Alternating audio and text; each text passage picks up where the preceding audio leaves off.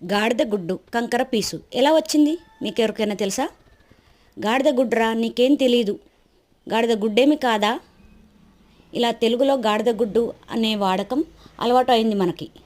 కానీ ఇది అసలు తెలుగు నానుడి కానే కాదు. బ్రిటిష్ వాళ్ళు మనల్ని పాలించే రోజుల్లో వాళ్ళు ప్రేయర్ చేస్తూ ఇలా అనేవారట, God the good conquer peace. వాళ్ళు కాస్త వాళ్ళ భాష మనకు కాస్త అర్థం కాక నోరు తిరగక గాడ్ ద గుడ్ కాస్త గాడిద గుడ్డు అయింది, కాంకర్ పీస్ కాస్త కంకర పీసు అయింది. నచ్చిందా?